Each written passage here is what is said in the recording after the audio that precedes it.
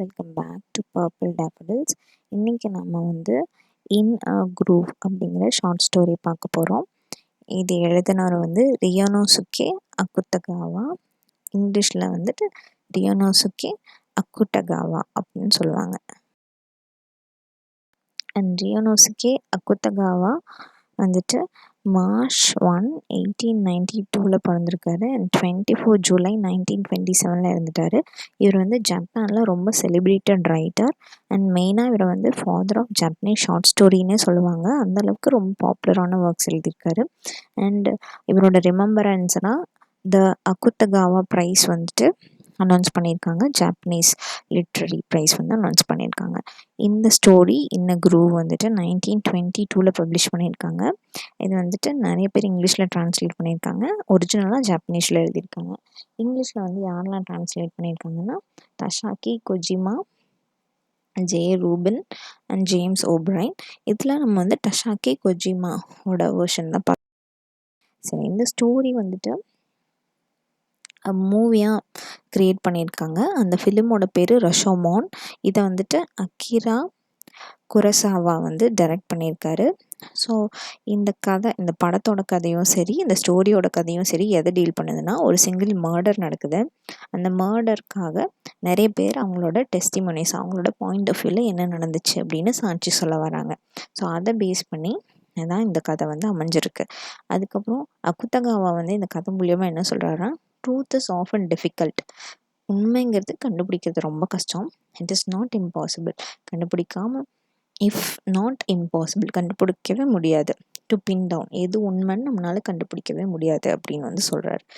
ஏன்னா நிறைய பேர் நிறைய டிஃப்ரெண்ட் வேர்ஷன் சொல்லும் போது எது உண்மைன்னு நம்மளே கன்ஃபியூஸ் ஆயிடுவோம் அப்படின்னு சொல்கிறாரு.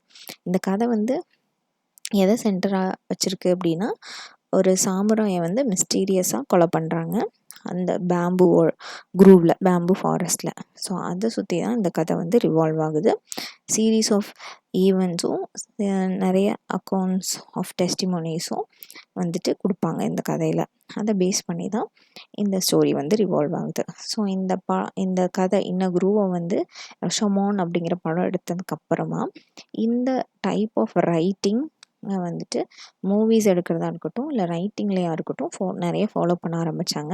இந்த டைப் ஆஃப் ரைட்டிங், அதாவது ஒரே இன்சிடெண்ட்டை டிஃப்ரெண்ட் பெர்ஸ்பெக்டிவ்லேருந்து சொல்கிறத பேரை வந்துட்டு ரஷோமான் எஃபெக்ட் அப்படின்னு வந்துட்டு ஃப்ரேம் பண்ணாங்க. அப்புறம் பிளாட் ஓவர்வியூ பார்த்துட்டிங்கன்னா, நான் முன்னாடி சொன்ன மாதிரி இந்த கதையில் ஒரு சாமுராய் வந்துட்டு ஒரு பேம்பு ஃபாரஸ்ட்டில் இறந்து போய் கிடக்குறாரு. அந்த கேஸ் வந்துட்டு ஒரு ஹை போலீஸ் ஆஃபீஸ் கமிஷனர் கிட்ட வருது. இப்போ அந்த ஹை போலீஸ் கமிஷனர் வந்து அவருக்கு தெரிஞ்ச விட்னஸஸ் எல்லாம் கூப்பிடுறாரு. ஸோ மொத்தமாக ஒரு 7 விட்னஸ் வராங்க. அதில் ஃபஸ்ட்டு உட்கட்டர், 2வது ப்ரீஸ்ட்டு, 3வது போலீஸ்மேன், அப்புறம் டஜோமாரோ, 5வது சாமுராய்ஸ் ஒய்ஃப், 6வது சாமுராய், 7வது மதர் அப்படின்னு சொல்கிறாங்க. அந்த மதர் யார் அப்படின்னா சாமுராயோட ஒய்ஃபோட மதர். அதை நான் இங்கே மிஸ் பண்ணிட்டேன், சாரி. அடுத்தது இந்த 7 பேரும் அவங்களோட ஓன் சைட்லேருந்து அவங்களோட ஓன் பெர்ஸ்பெக்டிவ்ஸை சொல்லுவாங்க என்னென்ன நடந்துச்சு அப்படின்னு.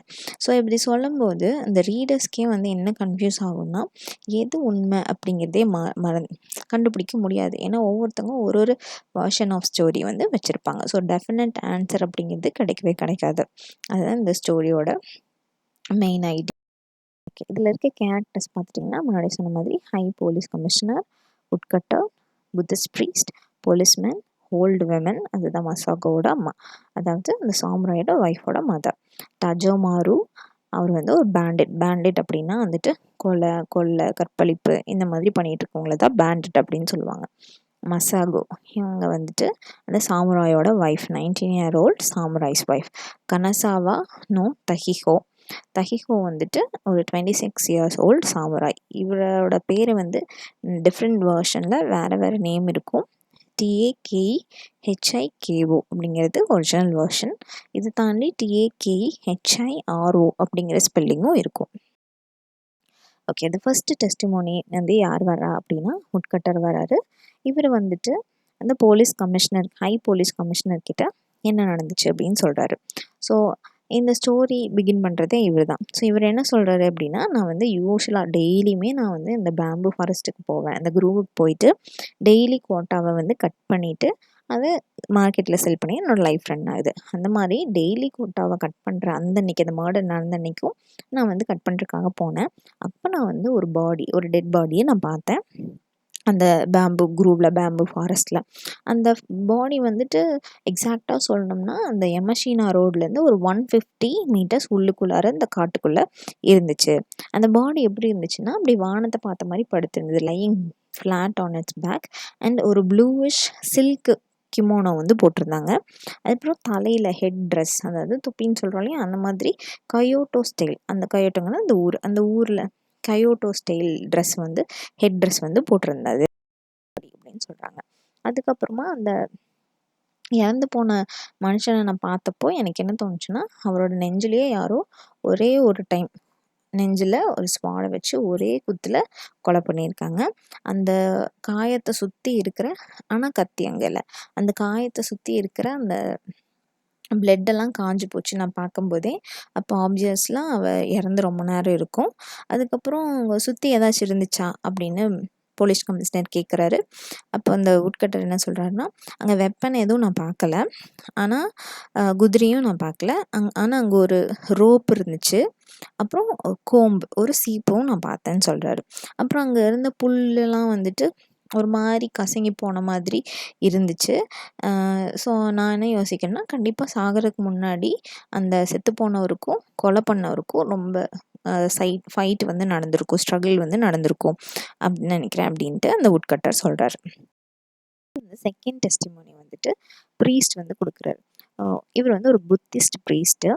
இவர் வந்து சாகிறதுக்கு முன்னாடி என்ன நடந்துச்சு, அந்த உட்கட்டர் வந்து இறந்ததுக்கு அப்புறமா விட்னஸ் கொடுக்குறாரு, டெஸ்டிமோனி கொடுக்குறாரு. இந்த ப்ரீஸ்ட் வந்து இறக்கிறதுக்கு முன்னாடி என்ன நடந்துச்சு, அந்த சாமுராய் இறக்கிறதுக்கு முன்னாடி என்ன நடந்துச்சு அப்படின்னு சொல்கிறாரு. ஸோ இவர் வந்து சொல்கிறாரு, நான் வந்து அந்த சாமுராயை பார்த்தேன், இறந்து போகிறதுக்கு முன்னத்த நாள் நான் பார்த்தேன். அப்போ வந்து அவர் அந்த ரோட்டில் யமஷீனாலேருந்து சிக்கியாமாலேருந்து யமஷீனா போகிற ரோட்டில் போயிட்டு இருந்தார். அவரோட ஒய்ஃப் கூட போனார், ஒரு பொண்ணு வந்துச்சு, ஒய்ஃப்னு நினைக்கிறேன், அவங்க கூட போயிட்டு இருந்தாங்க. அந்த பொண்ணு வந்துட்டு ஒரு குதிரை மேலே உட்காந்துட்டு இருந்துச்சு. அந்த குதிரையை வந்து அவர் என்னன்னு சொல்கிறாருன்னா, சாரல் வித் அ ஃபைன் மேன், அதாவது ஒரு ப்ரௌன் கலர் ஹார்ஸு, ஒரு ப்ரௌன் கலர் சில்க் ஹேர் இருக்க மாதிரி ஒரு குதிரை மேலே அந்த பொண்ணு உட்காந்துட்டு போயிட்டு இருந்துச்சு. அவங்க பக்கத்துலேயே இந்த சாமுராய் வந்து இருந்தார், கம்பைன் பண்ணி போயிட்டு இருந்தாங்க. அந்த பொண்ணு வந்து ஒரு லைலாக் கலர் ட்ரெஸ் போட்டிருந்துச்சு.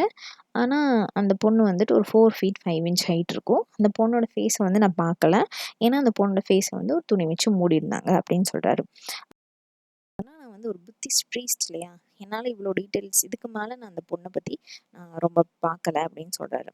அப்புறம் அந்த பையனை பற்றி சொல்கிறாரு, அந்த சாமுராய் பற்றி சொல்கிறாரு. அந்த ஆள் வந்துட்டு ஒரு கத்தி வச்சுருந்தாரு, ஒரு ஸ்வாட், வால் வச்சுருந்தாரு, கத்தியில் ஸ்வாட் வால் வச்சுருந்தாரு, ஒரு போன்னா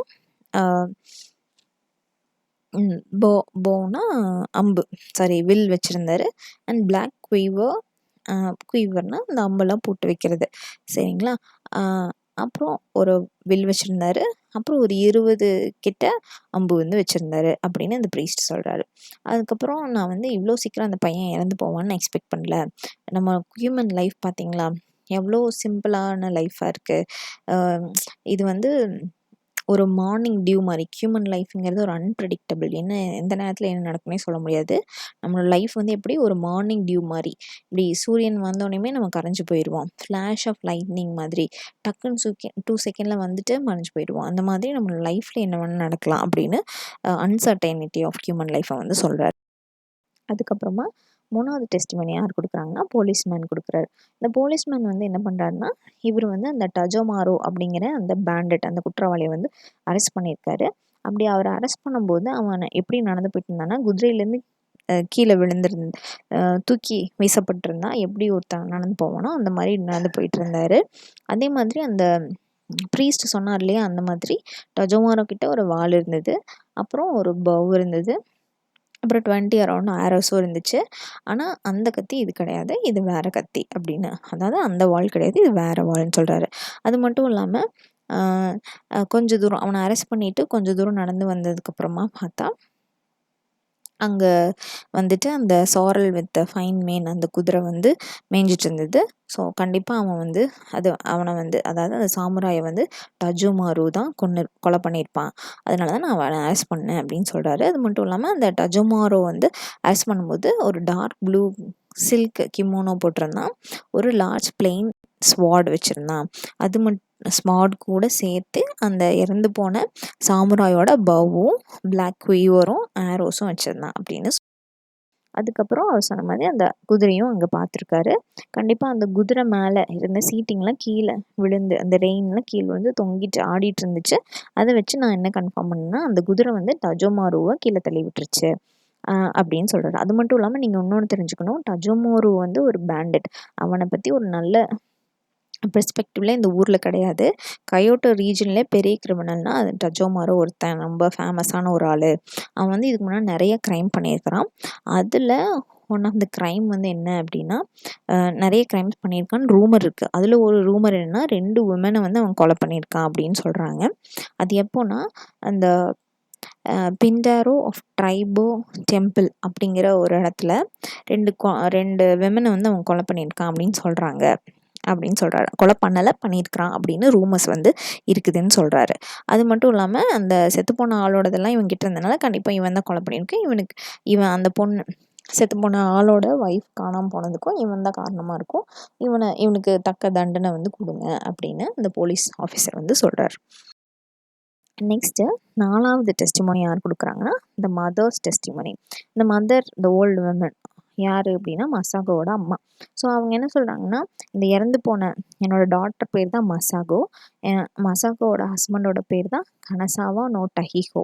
அந்த செத்து போயிருக்கான்ல அந்த சாமுராய். அவன் வந்து வக்காசா ப்ராவின்ஸ்லேருந்து வரான். அவன் வந்து ரொம்ப நல்ல பையன், ஜென்டில், ஹானஸ்ட், ரெஸ்பெக்டபிள் மேன். யார் கூடயும் தேவையில்லாமல் வம்புக்கு போக மாட்டான். அவனுக்கு எந்த ஒரு எனிமீஸுமே கிடையாது. யார் அவனை கொலை பண்ணான்னு எனக்கு தெரியல. என் பொண்ணை பற்றி சொல்லணும்னா அவள் வந்து ரொம்ப beautiful, loyal and strong wilt.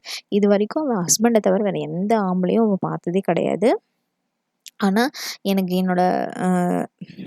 மருமகன் இறந்ததை நினச்சி கவலை தான். இருந்தாலும் என் மகளுக்கு என்னாச்சுன்னு எனக்கு தெரியல. அதனால் தயவு செஞ்சு அவளை கண்டுபிடிச்சி கொடுங்க அப்படின்னு சொல்கிறாங்க. அடுத்ததான் த பேண்டட் டஜோமாரோ, த வில்லன் ஹிம்செல்ஃப் வந்துட்டு கன்ஃபெஷன் கொடுக்குறான். இவன் வந்து டெஸ்டிமோனி கொடுக்கல, கன்ஃபெஷன் கொடுக்குறான். அவன் ஓப்பனாக என்ன சொல்கிறான், ஆமாம் நான் தான் டஹிஹோவை கொன்னேன். ஆனால் அந்த பொண்ணு மசாகோ எங்கே போனான்னு எனக்கு தெரியாது அப்படின்னு சொல்கிறான். அப்புறம் அவன் வந்து எக்ஸ்பிளைன் பண்ணுறான். நான் வந்துட்டு ஒரு இடத்துல உட்காந்துருந்தேன். அப்போ டஜோமாரோவும் அவனோட ஒய்ஃபும் நடந்து போயிட்டு இருந்தாங்க, ட்ராவல் பண்ணி நடந்து போயிட்டு இருந்தாங்க கண்ட்ரி சைடு. அப்போ நான் பார்த்தேன். அப்போ திடீர்னு ஒரு காற்றடிச்சிது. அந்த காற்றுல அந்த மசாகோவோட மூஞ்சி மூடி இருந்த அந்த வெயில் வந்து விலகுச்சு. அப்போ நான் அந்த பொண்ணை பார்த்தேன். அவள் ரொம்ப அழகாக இருந்தா. அவளை பார்த்த உடனேயுமே எனக்கு பிடிச்சிச்சு. அவளை எப்படியாவது அடையணும்னு நான் நினச்சேன். ஆனால் நான் வந்து அவளோட ஹஸ்பண்டை கொலை பண்ணணும்னு நான் யோசிக்கல. அதுக்கப்புறம் அவங்க 2 பேரும் ஒன்றா இருந்தாங்கன்னா நான் நினச்சதை சாதிக்க முடியாது. அதனால் அவங்க 2 பேரையும் பிரிக்கணும். ஸோ அதுக்காக நான் என்ன பண்ணேன், அவங்கக்கிட்ட போயிட்டு ஒரு ட்ராவலர் மாதிரியே பேசி கொடுத்தேன். அப்போ நான் பேசும்போது என்ன சொன்னேன்னா, எனக்கு வந்து இந்த காட்டுக்குள்ளார நிறையா புதையல் கிடச்சிருக்கு. அதில் வந்து நிறைய ஆன்டிக்ஸ் பழங்காலத்து பொருட்கள்லாம் இருக்குது. அதை யாராச்சும் உங்களுக்கு தெரிஞ்சவங்க இருந்தால் சொல்லுங்கள், கம்மி விலைக்கு விற்கலான்னு இருக்கேன் அப்படின்னு கேட்டேன். அதுக்கு டஹிஹோ வந்து பேராசைப்பட்டுட்டு நானே வாங்கிக்கிறதா சொன்னான். சரி வாங்க, அது காட்டுக்குள்ளே தான் இருக்குதுன்னு நான் கூட்டிகிட்டு போனேன். அப்போ கொஞ்சம் தூரம் போனதுக்கப்புறம் மசாகோவை அந்த குதிரையிலே உட்கார வச்சுட்டு டஹிஹோ முன்னாடி காட்டுக்குள்ளே போயிட்டான். யார் போகிறா, டஹிஹோ சாமுராய் தான் முன்னாடி போகிறான். டஜோமாரோ பின்னாடியே போகிறான். பின்னாடி போன டஜோமாரோ என்ன பண்ணுறான், டக்குன்னு டஹிஹோவை அட்டாக் பண்ணுறான். என்னதான் டஹிஹோ வந்துட்டு சாமுராயாக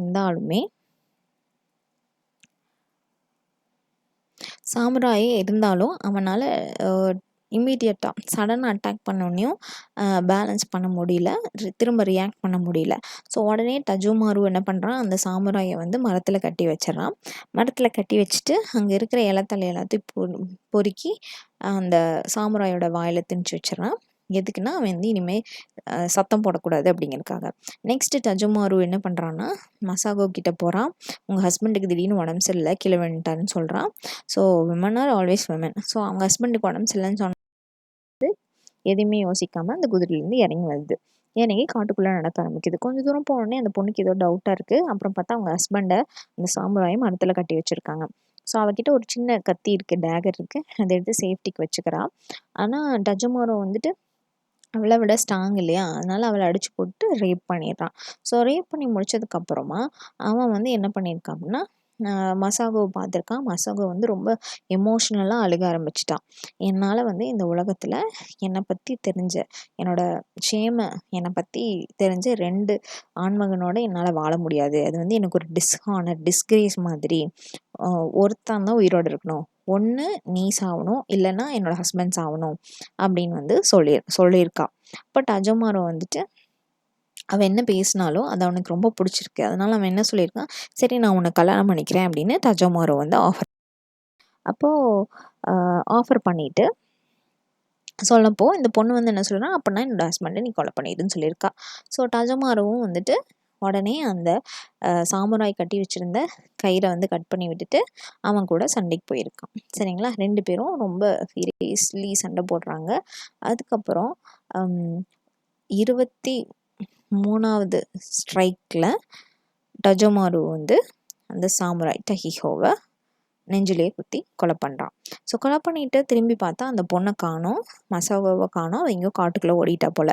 இதுக்கு மேலே இங்கே இருந்தால் ப்ராப்ளம்னு சொல்லிட்டு டஜோமாரு என்ன பண்ணுறான், அந்த சாமுராயோட வெப்பன்ஸ் எல்லாத்தையும் எடுத்துகிட்டு அந்த ஹார்ஸையும் எடுத்துகிட்டு அங்கேருந்து அவன் கிளம்பிடுறான். கிளம்பி போனவன் அந்த சாமுராயோட கத்தி அவன் கையில் இருந்தால், வாள் அவங்ககிட்ட இருந்தால் பிரச்சனைன்னு சொல்லிட்டு அதை வந்து விற்றுட்டு வேற ஒரு வாளை வந்து கையில் வச்சுருக்கான்.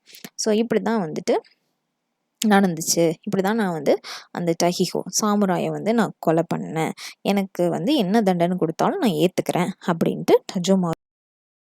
அடுத்த டெஸ்டிமோனி யார் கொடுக்குறாங்கன்னா மசாகோ. இந்த மசாகோ வந்து எங்கேருந்து கொடுக்குறாங்கன்னா கியாமிசு டெம்பிள்லேருந்து கொடுக்குறாங்க. ஸோ இப்போ இந்த பொண்ணு என்ன சொல்லுதுன்னா, டஜோமாரோ வந்து என்னை ரேப் பண்ணதுக்கப்புறமா என்னோடய ஹஸ்பண்டை நான் பார்த்தேன், என் ஹஸ்பண்டை வந்து என்னோடய வலியை புரிஞ்சுக்காமல் அவரோட பார்வையில் வெறும் கோல்டு கண்டெம்ட், இப்படி பண்ணிட்டியே நீ வந்து ஒரு அவமானம் அப்படிங்கிற மாதிரி ஒரு முகம்தான் அவரோட மூஞ்சியில் எனக்கு தெரிஞ்சுது. அவரோட கண்ணில் வந்து என்னைய நினச்சி அவர் ஃபீல் பண்ணல, நானும் இப்படி ஒரு சுச்சுவேஷனில் இருந்து வந்திருக்கேனே அப்படின்னு எனக்காக சிம்பத்தி வரலை. அதுக்கு பதிலாக என் மேலே ஹேட்ரட் தான் வந்துச்சு, கோபமும் என்னைய வந்து கேவலமாக பார்க்குறதும் என் மேலே ஆத்திரத்தோடையும் தான் அந்த ஃபேஸ், அந்த கண்ணில் வந்து ஆத்திரமும் மட்டும்தான் அந்த கண்ணில் எனக்கு. நான் போய் அவர்கிட்ட நான் வந்து கேட்டேன், நம்ம இதெல்லாம் வாழ்ந்துட்டு ஒரு லைஃப்பை வாழலாம் அப்படின்னு நான் சொன்னேன். ஆனால் அவர் வீட்டிலேருந்து எந்த பதிலும் வரல. அதுக்கு பதிலாக என் மேலே வெறுப்பு மட்டும்தான் அந்த கண்ணில் காட்டினாரு. அதனால இனிமேல் உயிரோடு இருந்து நான் என்ன பண்ண போகிறேன், உயிரோடு இருந்தால் எனக்கு வந்து கேவலம்தான், அதனால் சாகிறது மட்டும்தான் ஒரே வழி. அதனால் என்ன பண்ணான், அவளோட ஹஸ்பண்டை அந்த டேகரை வச்சு குத்தி கொலை பண்ணிட்டு அங்கேருந்து ஓடி போயிட்டா. அவளோட ஹஸ்பண்டை கயிறை கட் பண்ணி விட்டுட்டு நெஞ்சில் குத்திட்டு கயிறை கட் பண்ணி விட்டுட்டு அங்கேருந்து ஓடி போயிட்டா. போனதுக்கப்புறம் நிறைய டைம் சூசைட் பண்ண ட்ரை பண்ணா, ஆனால் அவளுக்கு சாவே வரல அப்படின்னு நினச்சி அவள் ரொம்ப ஃபீல் பண்ணுறா. அதுக்கப்புறம் லாஸ்ட்டாக டஹிஹோ த சாமுராய் அவரே வந்துட்டு ஒரு டெஸ்டிமனி கொடுக்குறாரு. த்ரூ அ மீடியம், செத்து போனவர் எப்படி கொடுக்க முடியும், த்ரூ அ மீடியம், ஏதோ ஒரு medium, either water, air or spirit or some like ghost அந்த மாதிரி வச்சுக்கோங்க. அவர் வந்து என்ன சொல்கிறாருன்னா, உண்மையிலே என்ன நடந்துச்சு அப்படின்னா, டஹிஹோ வந்து கட்டி வச்சதுக்கப்புறமா டஜோமாரு என்ன பண்ணுறான், அவனோட சாமுராயோட ஒய்ஃபை வந்து ரேப் பண்ணிடுறான். ரேப் பண்ணி முடிச்சதுக்கப்புறமா டஜோமாரு அங்கேருந்து போகலான்னு தான் ட்ரை பண்ணான். அப்போ வந்து மசாகோ அழுதுட்டுருக்கா. அப்போது டஜோமாரு என்ன சொல்கிறான்னா, நான் வந்து எனக்கு கல்யாணம் பண்ணிக்கிறேன்னு சொல்கிறான். அந்த பொண்ணும் சரி ஓகே நீ என்னை கல்யாணம் பண்ணிடு, ஆனால் என்னோடய ஹஸ்பண்டை கொன்னுரு அப்படின்னு சொல்லியிருக்கா. இதை கேட்டு தான் டஹிஹோ அதாவது சாமுராய்க்கு ரொம்ப கஷ்டமாக இருந்துச்சு. அதனால அவன் என்ன பண்ணியிருக்கான், இது இவ்வளோ நாள் நான் ஒய்ஃப் தான் எல்லாமே, அவன் மேலே இந்த லவ் எல்லாமே இப்போ வந்து டிஸ்கஸ்டாக மாறிடுச்சு சொல்கிறான். அதுக்கப்புறம் மசாகோ இப்படி சொன்னோன்னுமே அது டஜோமாரோவுக்கே ரொம்ப கோவமாக வந்து அவன் என்ன பண்ணுறான், மசாகோவையே அடித்து கீழே தள்ளிட்டு அந்த சாமுராயோட கையை கட்டி வச்சுருந்தாங்கன்னா அந்த கயிறை கட் பண்ணி விட்டுட்டு, இதுக்கப்புறம் நீங்கள் டிசைட் பண்ணிக்கோ, இவ வந்து உயிரோடு இருக்கணுமா செத்து போகணுமா, இல்லை நீங்கள் 2 பேர் சேர்ந்து வாழ போகிறீங்களா, நீங்கள் முடிவு பண்ணிக்கோங்க அப்படின்னு சொல்லிட்டு அந்த வில்லன் டஜோமாரு அங்கேருந்து போயிட்டான். கிளம்பி போயிட்டான். அதுக்கப்புறமா என்னாச்சு, இவனோட ஒய்ஃபோட பிட்ரேயல், இவன் ஒய்ஃபும் ஒன்றுமே பேசலை, அவளும் அங்கேருந்து ஓடி போயிட்டா காட்டுக்குள்ளே. இப்போது இந்த சாமுராய்க்கு வந்து தன்னோட ஒய்ஃபே வந்து தன்னை ஏமாத்துற, இப்படி கண்ணு முன்னாடியே அவளை வந்து கொலை பண்ணிடு அப்படின்னு சொல்கிறாளே, ஒரு பாசம் இல்லாமல் ஒரு பிட்ரயல், ஒரு ஏமாத்துக்காரியே இருந்திருக்காளே அப்படின்னு சொல்லிட்டு ரொம்ப மனசுக்கு வேதனைப்பட்டு என்ன பண்ணிட்டான்னா, மசாகோ ஒரு சின்ன கத்தி வச்சுருந்தாலே அந்த கத்தி கீழே கிடக்கு, அதை எடுத்து அவனே அவனோட நெஞ்சில் குத்திட்டு இறந்து போகிறான். அவன் இறந்ததுக்கப்புறம் யாரோ வந்து அந்த கத்தியை எடுக்கிறாங்க, அது யாருன்னு அவனுக்கு தெரியல. அதுக்குள்ளார அவனோட ஆன்மா வந்து அவனை விட்டு போயிடுச்சு. இதுதான் இந்த கதை. ஸோ இந்த கதை மூலியமாக அக்குத்தகாவா என்ன சொல்கிறாருன்னா, இவ்வளோ வேர்ஷன்ஸ் ஆஃப் ஸ்டோரி இருக்கும்போது, ஒரு இன்சிடென்ட் சுற்றி இருக்கும்போது, ட்ரூத்துங்கிறது உண்மையாக ரொம்ப டிஃபிகல்ட் கண்டுபிடிக்கிறதுக்கு அப்படின்னு சொல்கிறார். சரி, இதோட சென்ட்ரல் தீம் என்ன அப்படின்னா, 7 விட்னஸ் 7 டிஃப்ரெண்ட் ட்ரூத்ஸ். 7 பேரும் 7 வெர்ஷன் சொல்லியிருக்காங்க. அக்குத்தகாவன் என்ன சொல்கிறான்னா, ட்ரூத் வந்து ரொம்ப சப்ஜெக்டிவ். இப்போ நான் ஒரு விஷயம் பேசுகிறேன், அது எனக்கு உண்மைன்னா அது எனக்கு உண்மை. அதுவே இன்னொருத்தவங்க சொல்லும்போது அவங்க கதை வேறு மாதிரி இருக்கும், அது அவங்களுக்கு உண்மை. ஸோ சப்ஜெக்டிவ்னா ஆளை பொறுத்து அது மாறும். And shaped by memory, ego and self interest. அதுக்கப்புறமா இந்த பர்டிகுலர் ஐடியாலஜி முன்னாடி சொன்னேன், அதை பேஸ் பண்ணி ஒரு படம் எடுத்ததுனால அந்த படத்தோட சிக்னிஃபிகன்ஸாக இதை வந்து ரஷோமான் எஃபெக்ட் அப்படின்னு வந்துட்டு டிஸ்கிரைப் பண்ணாங்க. ஏன் அப்படின்னா, ஒரே இன்சிடெண்ட்டை டிஃப்ரெண்ட் விட்னஸஸ் டிஃப்ரெண்ட் பெர்ஸ்பெக்டிவில் டிஃப்ரெண்ட் கான்ட்ரடிக்டரி டீட்டெயில்ஸ் கொடுக்கறது தான் வந்துட்டு ரஷோமான் எஃபெக்ட் அப்படின்னு வந்து அடுத்தது சில கொஷின்ஸ் பார்க்கலாம். Who really killed samurai Takehiro? யார் கொண்டிருப்பான்னா, யாருன்னே நம்மளுக்கு தெரியாது. டஜோமாரு நான் தான் கொண்டேன்னு சொல்லுவான், மசாகோ நான் தான் கொண்டேன்னு சொல்கிறான், அந்த சாமுராய் இல்லை நானே தான் என்னை கொண்டுக்கிட்டேன் அப்படின்னு சொல்கிறான். ஸோ ட்ரூத் வந்துட்டு தெரியாது. And why is the story consider story of truth? ஏன் ஸ்டோரி ஆஃப் ட்ரூத்னா, எது உண்மை அப்படிங்கிறத நம்மளே தான் கண்டுபிடிச்சிக்கணும். ஏன்னா உண்மைங்கிறது எது நம்மளுக்கே தெரியாது, டிட்டர்மைன் பண்ணுறது ரொம்ப கஷ்டம். What is Rashomon effect? Rashomon எஃபெக்ட்டுங்கிறது அந்த குருசவா வந்து எடுத்த படம், பேர் ரஷோமான். இதே இன்ன குரூப் கதை தான். ஆனால் அந்த படம் ரொம்ப ஃபேமஸ் ஆனதுனால இந்த ஒரு இன்சிடெண்ட்டை சுற்றி பல பரிமாணங்கள், பல உண்மைகள் இருக்குது, பல வெர்ஷன்ஸ் இருக்குது அப்படிங்கிறத பேஸ் பண்ணி சொல்கிறது தான் இந்த Rashomon effect. And what does the woodcutter testimony establish? Woodcutter என்ன சொல்கிறாரு, அவர் யார் மேலேயும் பழி போடலை, அங்கே என்ன ஃபிசிக்கலாக நடந்துச்சு, கண்ணால் இந்த பார்த்தாலும் அதை சொல்கிறாரு. பாடியை பார்த்துருக்காரு, அதில் வந்து காயம் இருந்திருக்கு, அங்கே சண்டை போட்டதுக்கான தடையும் இருந்திருக்கு, யார் கொலைக்காரன் அப்படிங்கிறத அவர் எதுவுமே சொல்லலை. அதுக்கப்புறம் what does Takehiro spirit say he died? How does Takehiro spirit say he died? எப்படி இருந்தான்னு சொல்கிறான், அவனோட ஒய்ஃபை தன்னை ஏமாத்தினதை நினச்சி தாங்க முடியாமல் தன்னைத்தானே குத்தி கொலை பண்ணி இறந்து போயிட்டான் அப்படின்னுட்டு அந்த சாமுராய் வந்து சொல்கிறார்.